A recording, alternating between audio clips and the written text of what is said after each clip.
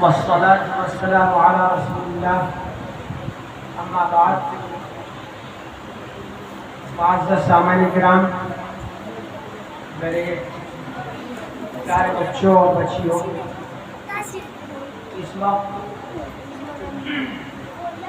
مدرسہ الکریم معارف القرآن لاپرے کا یادین الشان پروگرام 15 اگست یوم آزادی کی مناسبت سے منعقد ہو رہا ہے. اس موقع پر تمام اہل بستی اور یہاں کے اساتذہ، ذمہ دار حضرات اور بچوں کے ماں باپ اور آپ سب کے سب قابل مبارکباد ہیں کہ آپ نے اس بنیاد پر نہیں کہ گھر گھر ترنگا ہو، اس کو آپ مد نظر رکھتے ہوئے نہیں یہاں جمع ہوئے ہیں. مجھے یاد ہے کہ اب تو بچے بڑے ہو گئے ہوں گے کہ جو آپ کی طرح یہاں پروگرام پیش کرتے تھے اور سب مل جل کر کے یہاں کی مساجد کے امام حضرات سبھی مل جل کر کے قاری شمشاد صاحب رحمۃ اللہ علیہ کے ساتھ بہترین پروگرام پیش کرتے تھے. آج بھی ان کے چھوٹے بھائی قاری جمشید صاحب کریمی نے ہمت اور حوصلے کے ساتھ اپنے ساتھیوں کو ساتھ لے کر کے آپ سب کے سہیوگ سے اس پروگرام کو منعقد کیا ہے، وہ یقیناً قابل مبارکباد ہوئی. قاری شمشاد صاحب اللہ ان کی قبر کو نور سے بھرے، مجھے ہمیشہ دعوت دیتے تھے، لیکن میرے پاس آج کے دن اور یوم جمہوری یا 26 جنوری کو جو پروگرام ہوتے ہیں وہ اندازے سے زیادہ ہوتے ہیں اور 2-2 4-4 منٹ سمے لگانا ہوتا تھا. لیکن میں نے اس وقت ان سب کو چھوڑ کر کے یہاں کو ترجیح اس لیے دی ہے کہ وہ میرا بھائی دنیا سے چلا گیا. میری ذمہ داری بنتی ہے کہ میں جتنا میرے سے ہو سکے میں اپنے ساتھیوں کے ساتھ قدم سے قدم ملا کر، کاندھے سے کاندھا ملا کر چلتا رہوں. اور اس دنیا کے لیے نہیں، میرے سامنے اپنی موت کی منزل ہے، آخرت کی منزلیں ہیں، اللہ ان کو آسان فرمائے. میرے بزرگوں، اس پروگرام کے اندر ہم سب کے سرپرست محترم، یہاں کے سرپرست رہبر ملت حضرت الحاج پیر جی حافظ حسین احمد صاحب کے قاری صاحب نہیں ہیں اور میں حاضر ہو جاؤں، لیکن جو یہاں موجود ہیں وہ جانتے ہیں حضرت کی طبیعت تقریباً 3 مہینے سے خراب چل رہی ہے اور انہوں نے سفر بالکل ترک کر رکھا ہے. میری آپ کی ذمہ داری بنتی ہے ان کے لیے اور اپنے تمام بزرگوں کے لیے دعا کریں، اللہ سب کو صحت کاملہ عاجلہ مستمرہ دائمہ عطا فرمائے. حضرات گرامی قدر، اس طریقے سے آپ نے اس وقت میرا میرے وقت کا استقبال کیا، میں اس کے لیے آپ سب کا دل سے شکر گزار ہوں اور امید کرتا ہوں کہ آپ کی محبتیں اسی طریقے سے میں ملتی رہیں گی. میرے آپ کے لیے سعادت کی بات ہے کہ میں اکیلا ہی چلا تھا جانب منزل، مگر لوگ آتے گئے، کارواں بنتا گیا. میرے لیے سعادت کی بات ہے کہ ابھی آپ نے جو نام سماعت کیے ہیں اس میں ہمارا جو شہر سہارنپور ہے وہاں کے اہم ذمہ دار حضرات تشریف فرما ہے. جماعت کے ساتھیوں میں جناب قاری عظیم احمد صاحب ہیں، جناب بھائی محمد شاداب صاحب ہیں اور جامعہ مدارس سہارنپور سے وہاں کے چنیدہ متعلمین مولانا محمد اسامہ، مولانا سہیل، مولانا حذیفہ اور پھر ساتھ میں دیپور سے چودھری نسیم احمد اور حافظ محمد متصف کریمی شامل ہیں. اللہ ان حضرات کو بھی جزائے دائمی عطا فرمائے. شہر سہارنپور کوئی معمولی شہر نہیں ہے اور ایسا نہیں کہ وہاں پروگرام نہیں ہوتے، بہت اعلیٰ قسم کے پروگرام ہوتے ہیں. ابھی کل بھی ہوا، پرسوں بھی، اور آج تو بے شمار ہیں. اتنے ہمارے سر پر بال نہیں، شہر سہارنپور کے اندر پروگرام ہو رہے، بہت خوبصورت. لیکن یہ کیوں آئے؟ میں غور کر رہا تھا بیٹھا ہوا، یہ میرے آپ کے بڑوں کی وہ دعائیں ہیں جن کے لیے وہ راتوں تڑپتے تھے کہ خداوند اس خطے کو بھی انہی اہل اللہ سے, انہی علماء سے آباد کر دے جنہوں نے اس ملک کی دھرتی کو شرک سے, کفر سے, آپسی بھید بھاؤ سے, نفرتوں سے اور دیگر چیزوں سے پاک کر کے ایک شاندار گلدستہ دیا ہے جس میں قسم قسم کے پھول اور مہک رہے ہیں. کوئی کسی طریقے سے خدمت کر رہا ہے اپنے ملک کی, کوئی کسی طریقے سے خدمت کر رہا ہے. آپ غور کیجیے, لوگ اہل مدارس کو, مساجد کے ائمہ اور مؤذنین و متولیان کو اور جو دین سے وابستہ حضرات ہیں, باتوں کو میں نے اپنی کانوں سے کہتے ہوئے سنا ہے کہ دھرتی کے بوجھ ہیں. حالانکہ انہیں سوچنا چاہیے کہ اس دھرتی پر جینے کے لیے تو تم اللہ وحدہ لا شریک کی نعمتوں سے سرفراز ہو رہے ہو. قسم خدا کی وہ انہی دین کے ان ٹاٹ گوڑیوں پر بیٹھنے والے معصوم بچوں, ان کے اساتذہ اور مساجد کے ائمہ اہل اللہ کی برکت سے ہو. کیوں؟ آپ نے حدیث نہیں سنی؟ جب تک اس زمین پر اللہ اللہ کہنے والا باقی رہے گا, اس دھرتی کی, زمین کی, سنسار کی ہر چیز آباد و شاداب رہے گی. اور جس دن اللہ اللہ کہنا بند ہو جائے گا, ہر چیز فنا نیست و نابود ہو جائے گا. اس لیے میرے بھائیوں, آپ غور کرو, توجہ سے سننا. کتنے بچے ایسے ہیں, کتنے اسٹوڈنٹ ایسے ہیں اسکول, کالج, یونیورسٹیز کے اندر پڑھ رہے ہیں, لڑکیاں پڑھ رہے ہیں, لڑکے پڑھ رہے ہیں, وہ اس سے آگے, وہ اس سے آگے مسابقت کر رہے ہیں. لیکن کیا سب کو اپنے ملک میں یا ملک سے باہر روزی روٹی کا مسئلہ حل ہو رہا ہے جس کے لیے وہ گردش کر رہے ہیں؟ ہرگز نہیں. ضروری نہیں ہر پڑھا ہوا کہاں ہو, کسی مناسب جگہ پر وہ خدمت انجام دے رہا ہو. اور وہ سب کے سب بوجھ ہیں حکومت کے, جب تک وہ ان کو روزگار نہیں دے گا, حکومت روزگار نہیں دے گی, وہ لٹکے رہیں گے. ادھر آپ غور کریں, یہ معصوم بچے جو قال اللہ و قال رسول سیکھ رہے ہیں, صدائیں بلند کر رہے ہیں, قوم کی خدمت کر رہے ہیں, ملک کی خدمت کر رہے ہیں, حکومت کی خدمت کر رہے ہیں. بوجھ نہیں ہے بلکہ یہ اس کے بوجھ کو ہلکا کرنے کا ذریعہ ہے. آپ غور کیجیے.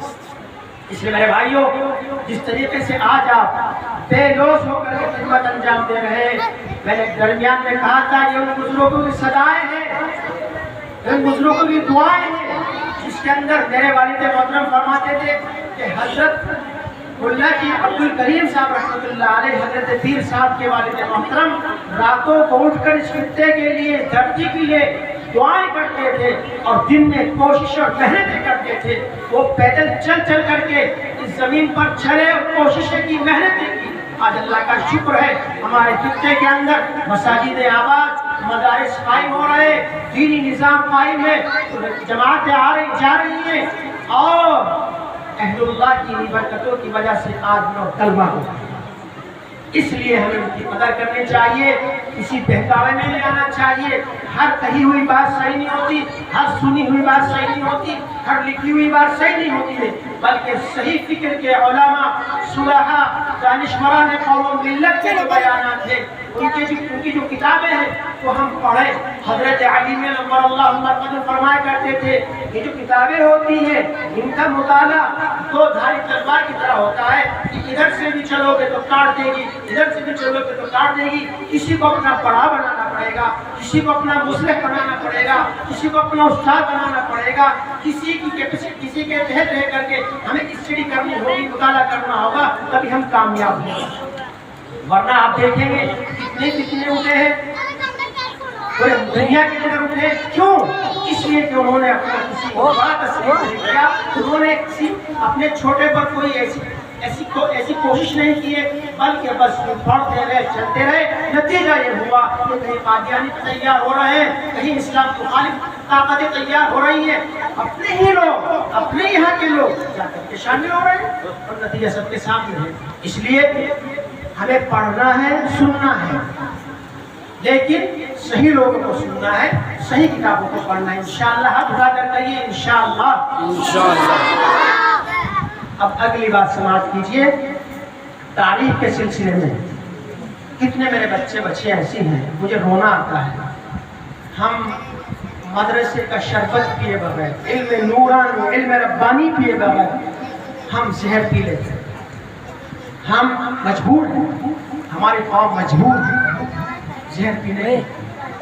लेकिन उस जहर के साथ अगर इन मदारिस से जो इल्म रब्बानी का नूर पिलाया जा रहा है उसको आप साथ रखेंगे तो इंशाअल्लाह वो जहर असर नहीं करेगा बल्कि क्रिया बन जाएगा। और यहाँ कौम के जिम्मेदार हजरात मौजूद हैं, आप दिल पर हाथ रखकर बताओ, इन मदरसों को, इन खानकाहों को, इन दीनी मराकिज़ को मजबूत करने के लिए जहाँ खुदाबंद कुद्दूस की रहमत जरूरी है वहाँ मेरे आपका ताउन करना जरूरी है। अगर हम मायारी इदारे चाहते हैं कि हमारे इदारों के अंदर से बेहतरीन उलमा निकले, बेहतरीन सुलहा निकले, बेहतरीन दानिशवरान कौम मिल्लत निकले, बेहतरीन हुकूमत करने वाले निकले, तो याद रखो हमें अपनी कमाई का एक मुख्तस हिस्सा, मोतबर हिस्सा, खास हिस्सा हमें इनके लिए करना होगा। सिर्फ इसलिए नहीं कि आज मेरे साथ कोई हादसा पेश आ गया तो मैं उस बुनियाद पर आकर मदरसे में रसीद कटा रहा हूँ, इमाम साहब के हाथ में तजुर्बे दे रहा हूँ, नहीं, बल्कि जिस तरीके से मेरी जिम्मेदारी है कि प्यास लगी तो पानी पिया, भूख के वक्त खाना खाया, दीगर कामों के लिए मैंने अपने वक्त को मुख्तस कर रखा है, इसी तरीके से मुझे अपनी आमदनी में से एक खास हिस्सा इस काम के लिए करना होगा। ज़कात सदक़े से हटकर करना होगा।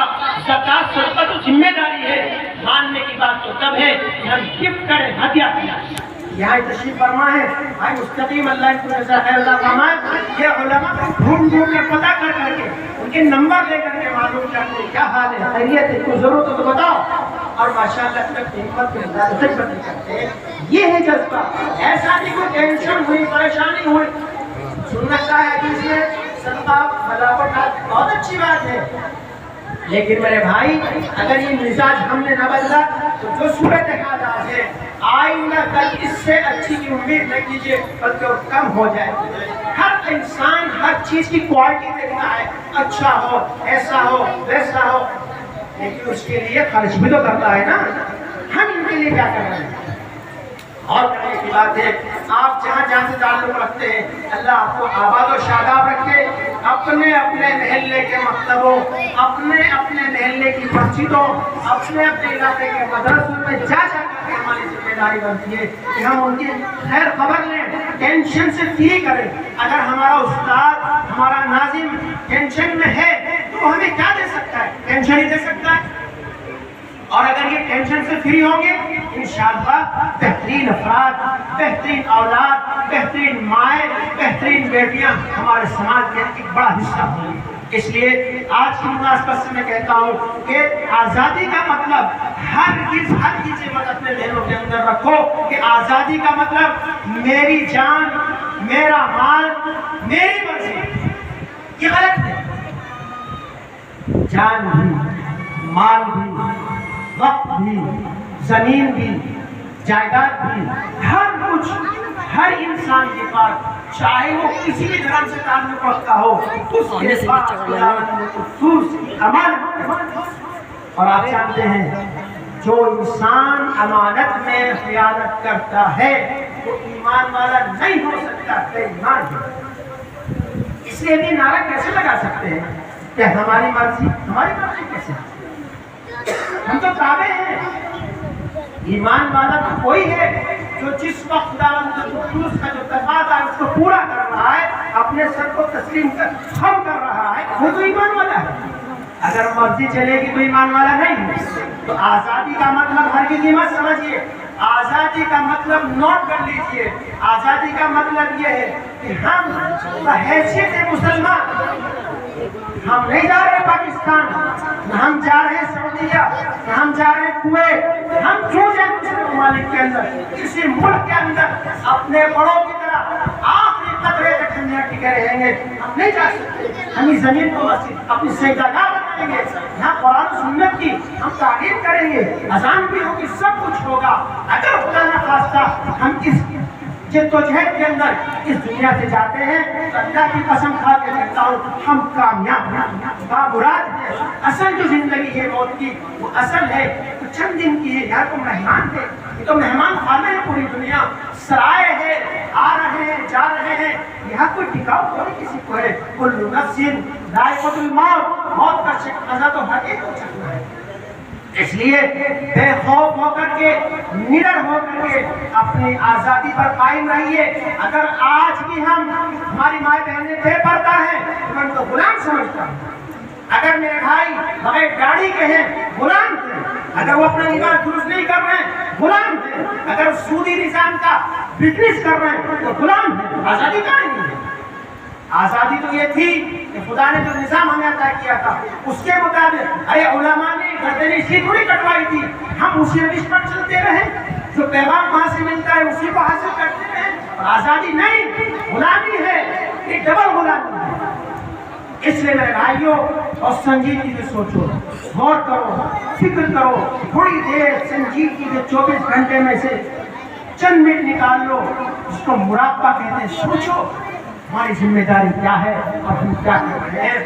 اس لیے مجھے امید ہے کہ انشاءاللہ اپنے بڑوں کی طرح ہم اپنے ملک کی اسی طریقے سے خدمت کرتے رہیں گے، اور جہاں جیسا موقع ہوگا ہمیں پکارا جائے گا، ہم لبیک و سعدیک کہتے ہوئے اسی طریقے سے اپنے ملک کی شان کو، یہاں کی آن کو بچائیں گے۔ اور ہندو مسلم سکھ عیسائی سب ہیں آپس میں بھائی بھائی، اس نعرے کو بلند کریں گے، ہاتھ سے ہاتھ ملائیں گے، کاندھے سے کاندھا ملائیں گے، دل سے دل ملائیں گے، محبت، اخوت، امن، شانتی اور بھائی چارے کو لے کر کے ہم اپنے ملک کو ترقی دیں گے انشاءاللہ۔ اللہ تعالیٰ کامیابی عطا فرمائے۔ میں کہتا ہوں ہندوستان آپ کے زندہ باد، ہندوستان زندہ باد، علماء حق زندہ باد، اہل مدارس زندہ باد۔ جزاک اللہ خیر، والسلام علیکم۔